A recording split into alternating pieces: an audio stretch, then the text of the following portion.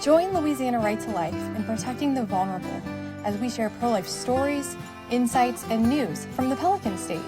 Welcome to the Pro-Life Pod. Welcome back to the Pro-Life Pod. I'm Erica Enzina, Policy Director for Louisiana Right to Life, and your hostess today on the Pro-Life Pod. And today I have my friend Emily Morgan here, and can't wait to share with you all the great things that Emily does on a day-to-day basis. She's the treasurer of the Pro-Life Cajuns at the University of Louisiana Lafayette, and beyond that has just such a great pro-life passion. And so here's Emily. Here we go. So, hey, thanks for being here. Hi, I've seen you a lot lately. Yes, Yeah. a lot more lately. Yeah. Things are Yes, I know. So I didn't share that exciting. too. You're also the intern for us here in our Acadiana office. And oh my gosh, we are so grateful. Grateful that we can have an intern and grateful that you are the intern. You're so good at what you do. So yeah, it's a huge help. But yeah, did you ever think that in college like that would be something you would do? No, I had no clue. To be honest, I really didn't get super into the pro-life, I guess, sort of realm until, my goodness, I think sophomore year. Maybe it was maybe halfway through that fall semester, I started going to club meetings with my friend because she was, wanting to get more involved. I think she was VP at that point. Now she's the president. But I really hadn't been involved at all. So, I mean, I never thought I would end up here as intern for Louisiana That's Rec at cool. all. It's so So, cool how yeah, like things progress in your life and you never would have seen it coming. not at all. That's one of my favorite things about life. Okay, well, so was there cake involved? You know, like with Hannah's story? A cake, there was No pizza. cake. Okay, There pizza cake. there was pizza. So, yeah, I'm gonna say I probably yeah, I don't even know if I would have gotten involved if that friend, hadn't basically begged me to go. So she would, have a buddy there and, to show support. And the pizza was very, very helpful at getting me Yeah. there. I mean, on top of already such a busy schedule, I was like, oh, I don't know if I have time for this, whatever. We had a meeting that started actually while that meeting was still going. So I was like, oh my gosh, I don't know if you're gonna be able to make this. But we did. We stayed for the Pro-Life Cajuns meeting and we stayed, and then I don't even think if we made it to that meeting after, but obviously it's okay because, This is where you're meant to this is be. where I ended up. Yeah. And the pizza was so good. So So I'm hearing two yeah. things that I think that we all need to remember. Never underestimate the power of food. And Yes. then also don't, like as friends, I think, I don't know if your friend was this way, but even in doing what I do, I still sometimes get timid about asking my friends, especially if I don't really know, like we're just kind of friends. We don't really, you know what they always say, like don't talk about politics, religion, or money in front of your friends, right? And while this isn't really politics and it's not really religion, it kind of crosses, into that realm. So it's not something I generally talk about with, people unless they're my very, very close friends. But I love what you said, the bravery that friend had to say to you, hey, do you want to come to this pro-life meeting? And then, the power of doing that. We got to remember that. We've got to keep inviting people. Yeah, it is. It's hard, and it wasn't something I ever even thought to talk about with people until I really started getting involved in the movement, as she was the vice president, and I was getting really involved in it, and we were trying to, build up the group back, which we're still trying to do, I was like, "Oh my gosh, I have to start telling people about this, like, they need to get more involved," as my heart really started to get in the movement and realize, "Oh my goodness, like, there is still so much work to do," and Yeah. I don't know why I never really thought too deeply about it before that there was still so much work to do. I'm like, "Oh, everybody else has got it handled. Roe v. Wade was overturned, there are pregnancy centers everywhere, they got it. They got a handle on it." It wasn't really I really started getting the group and realized the education part of it is very much lacking. I mean, Hannah's done a great job Yeah. getting in all the schools, but that wasn't really there before, especially on college campuses. I think, people get their education from here, from there, whatever, but there's never that solid education. So as we were trying to get meetings done where Hannah could come and educate, where we could talk to people about it, I realized that there really wasn't these conversations happening. So, I started trying to have them with people and, hand out flyers. I think in one of my anatomy and physiology labs, I was trying to hand out flyers to people and I realized some of my classmates were pro-life, and they're like, oh, I'll sign up in the group me, I'll do this, won't come.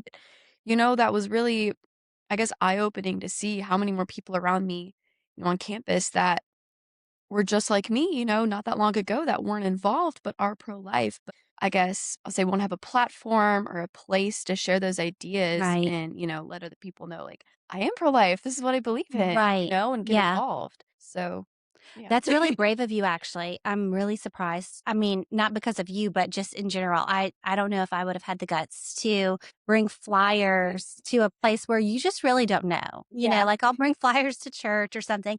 That's kind of usually a safe bet. But yeah, an anatomy and physiology class, you just don't know how that's going to be received. So good for you. Random. Kind That's awesome. But I don't know, I was just walking around with them in my backpack, obviously, 'cause, we're so busy, you have to wait till, after class and spend a couple hours, post them around campus, which is a whole other Yeah. story in of itself, as you know. Everyone tearing down our flyers. I was thinking, like, I know these people, it's a smaller class. I've become, pretty good friends with these people as, you do in anything nursing, you get really close really quickly, kind of, built in the fire. So I was like, "Let me just hand out these flyers. I know these people," and Well, I love what you said. Like you realize that there are so many more people around you that, share that sentiment, but maybe they don't have the platform or the place to express it, but they're with you, yeah. and we just, maybe we don't know until we ask. But I do understand what you're saying too. Like there are parts of you that are just, what you believe or what you do, but you don't really go out of your way to make that public or vocal or, like a visible part of your personality or world. So, I think we have a lot of silent supporters yes. that don't, I think there's a lot of, I guess, stigma around pro-life. Pro-choice is so, Mhm. so, so loud, So especially loud. on our campus. I think a lot of the louder voices that are pro-life that we've had on our campus don't really, a lot of people who are pro-life can't find representation in that. They don't see themselves in that. A That's a lot of very voices nice we way to have. put it. Yeah. I would have said they're obnoxious, but you put it very delicately and gracefully. Yeah, Yeah. they can't, they don't really see themselves represented in that. So we get a lot of, I guess lashback would be the word, a lot of, anger. And that's not something, that we as pro-life Cajuns want to stir up in people. We don't want to, like I say, we don't want to stir the pot because that always happens. I'm even putting up flyers, it's just gonna happen. But we don't, want to be a super duper, loud, angry, judging voice. That's not what we're here for. But that tends to be the louder voices on both sides. But especially on our side, we're gonna have that super duper loud lashback, even from people that, aren't super duper strong on the pro-choice topic, that aren't going out and protesting, but when they hear that loud voice, of course, they're going to say, "Oh, well, this is what I think I believe in. So let me just Yeah. join all these other people who are yelling and screaming and pointing and laughing," which is sadly, what I've seen on our campus. And, people do like to fight. A lot of people who do know where they stand. So when you have that super duper loud voice, I mean, friends I've seen will join that super loud voice, but they won't, join us. So that's kind of, I'm not sad to see, but it's just interesting to see That is interesting, how the actually.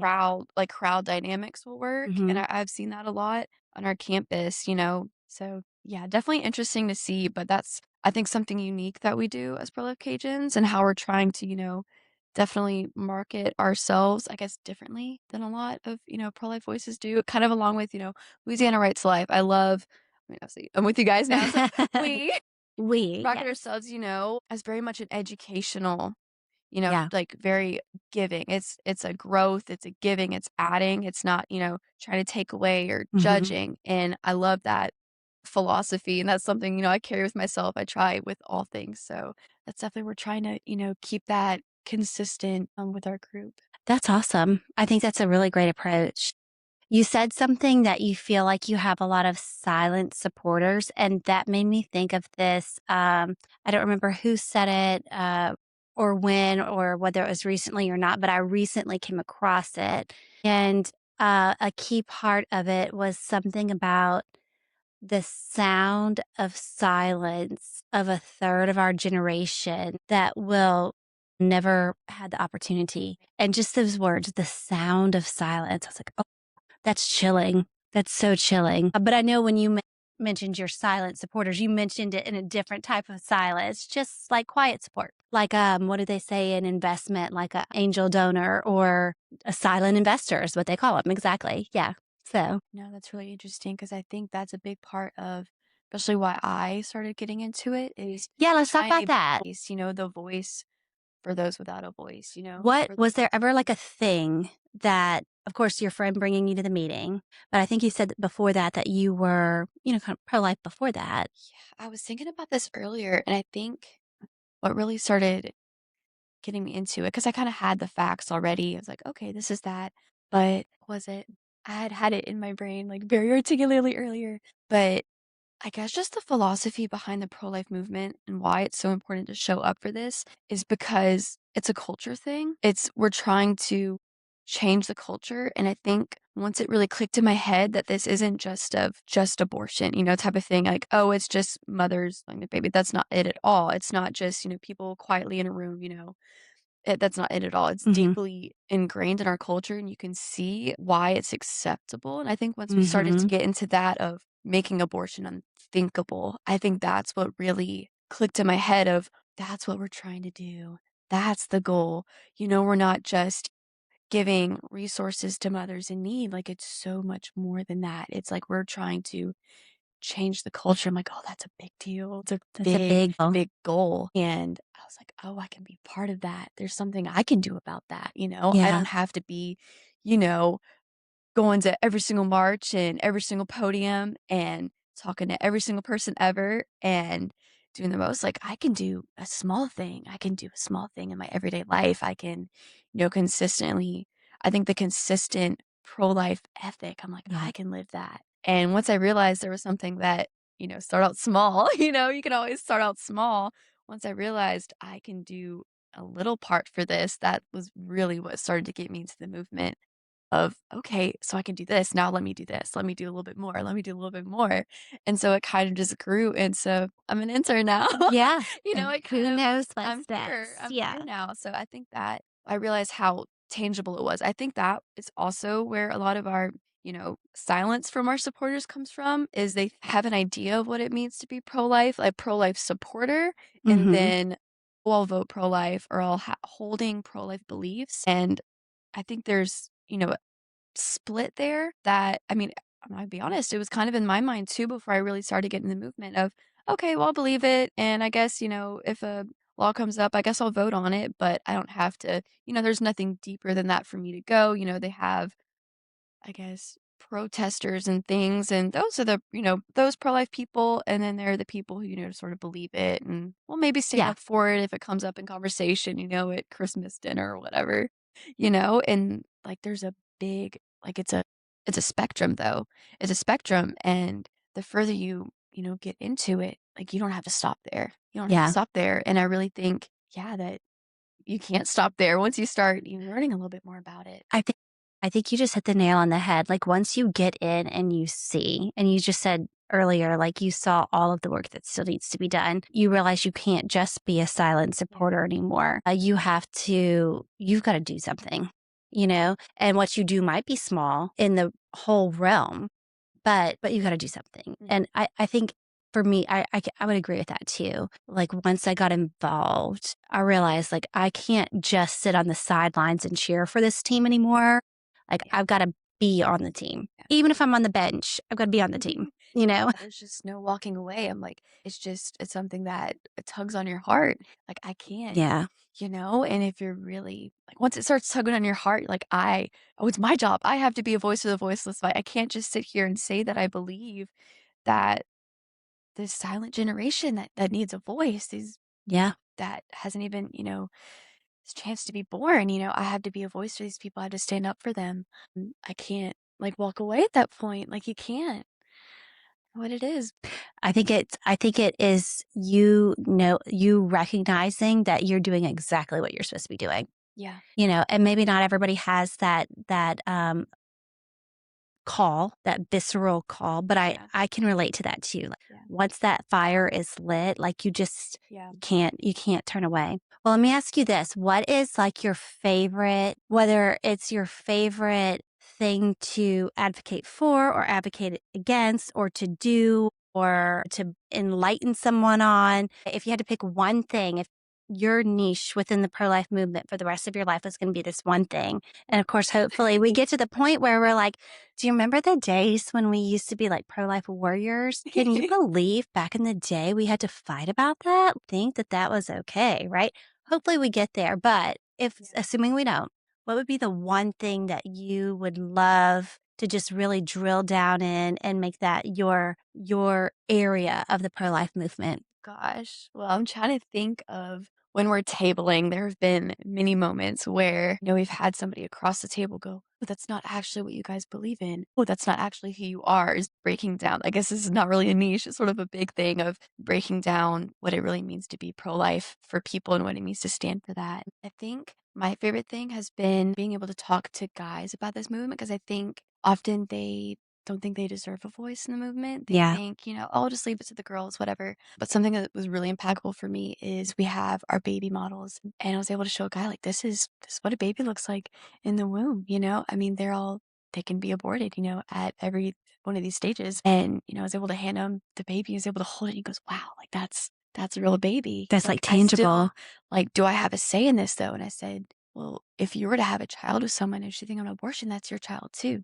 That's, half your genetics." And Mhm. I just saw his brain go, like, my goodness, that is my child too. I'm like, you have a say in this. You deserve a say in this. I know, maybe it's not your body, but it is your child too. You completely deserve a say in this. Like you deserve to feel like you deserve to stand up in this movement if you truly believe it. And, I mean, he Yeah. like changed some minds that day, and some of his friends Oh, believed it too. He was like, "Thank you guys for being here. Thank you for standing up for it." I'm like, "Yeah, you guys need to share it with each other. yeah. Share it with your friends because you deserve a voice in this movement too, and being able to just talk with people and see where their hearts are at and reach their hearts and be able to, give them say, like, you deserve a voice too. Has Right. been so impactful and something I didn't think I wasn't expecting it in this movement at all. I didn't think that was gonna be a thing, but it's been awesome. You put it so the way that you describe it is so lovely, and, like, you can see the light bulb going off in this guy who I have no idea what he looks like, if he's ever thought about having kids or wants to have kids, but, like, the way you describe it, I can see the impact that you would have on someone like that. But I think it's, I when you say that too and I know that, the no uterus, no opinion, like, if it can't happen to you, you guys just need to stay out of it kind of thing. But you're right. I mean, first of all, if they procreate, if they reproduce, that is their child. That is their bloodline. That is their DNA as well. But then also, maybe a little bit more selfishly, if we accept this, then it means that that could have been us. Mhm. And for some, well, nobody that we've ever gotten to meet, it was them. But I think about too, with other arguments throughout history, and I always go back to slavery. And actually, I was talking with a group of students this past weekend. And I don't know what it is, but every time you bring up like, slavery as a comparison to the pro-life movement, they get really uncomfortable. Um, and I don't know what it is, but they get really uncomfortable because they're like, "Oh, no, that's kinda like a taboo." Like, we know so abundantly clearly today that that was very wrong. And I think that we wanna get to that place with students where they know so abundantly clearly that taking the life of an innocent unborn child is so very wrong that you can't even fathom the idea that it would still be going on. But, like going back to your point, imagine during the times of slavery telling a slavery abolitionist, you know, if you don't have a slave, you don't really have a dog in this fight. Like you shouldn't really have an opinion. Who would think that? No, that's a ridiculous premise. And that really means that if it doesn't directly affect us, we should not care about any social issue. Yeah. And I think that is a very lonely society. And, whether you're spiritual or just, out for your fellow man, that is a terrifying proposition for how we should live in an ordered society where we're just all, islands unto ourselves, not worried about Right. everybody else's well being. The precedent that idea sets is Right? really, really dangerous. And I think, Yeah. I mean, however long that's been, I don't know really how long it's been setting. I know on Friends, they have the whole no ears, no opinion that Rachel says. So obviously, at least since the 90s, but I assume even Does she before say that. that I'm in, pretty oh my sure he did. He goodness. said that in an Okay. episode. So I'm like, it's at least been 30 years. And I mean, you can just see the effect that idea has had on society as a whole. I That, mean, it's a if it catchy doesn't affect, tagline. Yeah. Stay out of it. stay out of it. Yeah. Oh my gosh, Yeah. what do you If I'm beating mean? my child, not your child, don't worry about it. If I'm abusing somebody else or a dog, let's talk about animals. If I'm abusing a dog, not your dog, not your opinion. Yeah. You get to stay out of it here. I Yeah. mean, that's completely like as a community, we're meant to, if you want a community, you take care of each other. Right. You take care of each other. You care for one another. You care about each other's needs, fears, wants. And you're not, like you said, you're not just an island. But I think, I mean, the pro-choice argument, it fits into this culture that we have in society today where everybody's on their own. You're responsible completely for yourself. You owe nothing to anyone. All about you, all about me, me, me. Yeah. And that's obviously dangerous. So, so, so Very dangerous. dangerous. I've seen the effects that has had on society and our culture today and the way it's just snowballed into this. And it's terrifying. And that's why, we're trying to push back Yeah. against, this idea. I mean, it really is. We live in very much a culture of just Me. that me, me, me, me all the time. And convenience, Yeah. and my convenience rises above everything else. And yeah. And a disposable culture too. We see that in other things too, like literally our products are all disposable. I mean, we don't have any qualms with throwing things away. We just Exactly. don't value much Yeah. anymore. He was completely gone down. I was just thinking about that the other day, just the inflation of everything is just, it's not just money, whatever. Everything. I think we've really lost the value in what's important. I mean, completely, completely lost the value of what's truly important. I do see a shift in my generation of trying to get back to that. I see a really, really, I mean, I'm really proud of my generation because I see it. I see the shift happening. I have friends who are, even clothes, trying to buy clothes that will last a long time, Yeah. last generations that aren't just plastic. Or at least the year. Yeah, right? At Get us least last get us to the year. trying things and trying to do, those small Yeah. little things they can do. I mean, within family, within culture, politics, I see it across all these different domains. My generation is trying to take back the culture because I mean, like I said, with the crowd dynamics, you see one rising up so loudly for so strong and fighting and protesting, but I see it happening very quietly too. It's not just loud Yeah. of, not really saying, I'm actually gonna fight against you and I'm not gonna do all this. It's just, okay, I don't want to do that. I'm gonna do this instead. I always tell Daisy because Gentle. she's probably on the tail end of your generation, my middle schooler, but I always commend her for her little silent revolutions That's and it. like The your quiet revolution. Yes. revolutions. Yeah, you don't have to go out there and be loud and obnoxious, but she does things in her own little small quiet way that and I've talked about some of the things that she does on here before that I'm so proud of. And it's, who it's because of? It's because of Hannah and the youth team at Louisiana Right to Life. Because if it were just me telling her like, hey, you could do these things, she would never do it. But she sees all of you being so brave. And I think it has really impacted her a lot. So I love that. But I see it in her too. I see what you're saying, like the hope for your generation and hers too, like the desire to get back to what's good and true. Yeah, I think as my generation gets older and we start to have, I can say like leader figures like Hannah come up that are such good examples of, people that live out pro-life consistently, we'll really start to see a bigger change happen. Yeah. And, I mean, it's addicting being pro-life. I'm just saying it's so addicting. It is, yeah. Because you see the goodness that it can cause, not just in your own life, but in your friends, your families, relationships, and the community. Like we said, you can't walk away from it. It's the beauty of the pro-life movement, the beauty that it, spreads. It's so beautiful.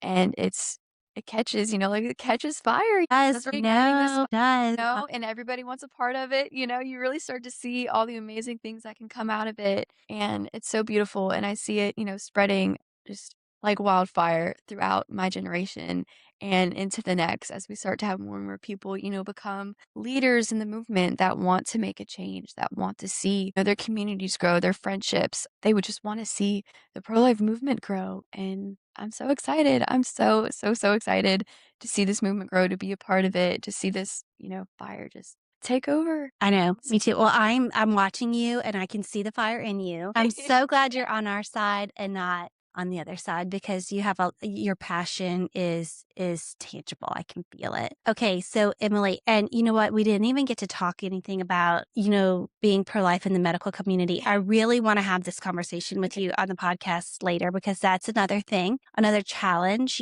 being pro-life in the medical community at a time where it's not just maybe not cool or popular, but it could it has some professional ramifications, right? So we're going to have to reschedule another time for you to come and talk about that. But in closing, what's one piece of advice that you would give to someone, whether they're in their quiet revolution phase or they are like really just gunning to get involved? They want to do something active and out there and vocal. What's a piece of advice that you would give to someone? I would say join Pro-Life Cajuns. Yes, I agree. I think that's a great Because piece of we advice. have so many avenues for behind the scenes work and front of the scenes work. If you want to do community stuff, we have it all. If you want to just get educated, come join a meeting. We have it online. We're gonna I don't know if we already have, but soon we'll be posting all the details about everything.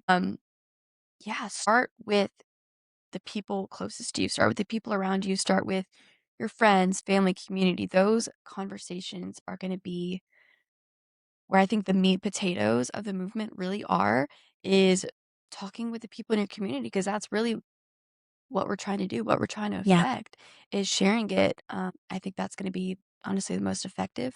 As well, you'll get to learn more about yourself as you're talking and having these conversations, getting to know where your family, friends, and community really stand is really, really eye-opening. The connections you make. Yeah. So I think And then what that's a about big. when you learn from sharing, from opening up with them and sharing, when you learn that they don't quite stand where you stand? What advice do you have? Just remember where you stand. Know as you become more educated, you'll have greater confidence. Be confident in where you stand. Be confident in what you believe and know that it is the truth and know that it's worth it to stand your ground and that it takes a long time to change someone's opinion. So, don't get scared, nervous, or, lose that let it be shaken because someone doesn't stand where you stand, and just keep having those conversations. Don't lose that fire. Don't lose that light that you have for what you believe. And it can be hard because, a little bit of nursing, I've been probably the only pro-life one, in a clinical group or this or that. And that is pro-life. And, it can be a little scary sometimes. I don't want to talk about it. I don't want to share anything about it. But don't forget that what you stand in, it's important. It's very, very important. Don't let your confidence be shaken. And just being consistently pro-life, that can be what changes someone's mind, is Yeah. how you deal with a certain situation. So just let yourself be consistent, let yourself um, and not be swayed. We had, when I was a teacher, our principal, no, our priest said, and I remember he always said this, he would say to parents, remember parents, faith is caught, not taught. So you can tell them all day long until you're blue in the face and they're sick of hearing it from you, but it's your actions that your kids are going to see, and that's where they're going to learn their faith. And I think that can be translated into this too. Like, we've got to walk the walk, and that we, not just talk the talk, but walk the walk, right? We can have the conversations, but unless our actions are displaying that pro-life ethic, then it'll just fall flat. So that's really great advice. Well, thank you so much for being here. Again, we're going to have the medical side of the conversation next, and I can't wait for that. But like I said, I'm so glad that you're on our team. Literally, with Louisiana Right to Life, I'm so glad you're on our team because you're so enormously helpful. But I'm so glad, just like seeing your beautiful passion. I'm glad we've got you fighting on with our fight, because you'd be a dangerous weapon in the hands of the enemy. So, and not our enemy, but the opposition, I should say. Yeah. So, well, everybody, check out Pro-Life Cajuns. If you have a college student at the University of Louisiana Lafayette, they need to get involved in the Pro-Life Cajuns. They usually have food. And, if that's what gets them there, that's great. But, just even just community, having a community of people to go to and be around is sometimes so very helpful. And if your college student is looking for a pro-life group to get involved with on a different campus, let us know and we can help you find the right group for them. So until next time, this is the Pro-Life Pod.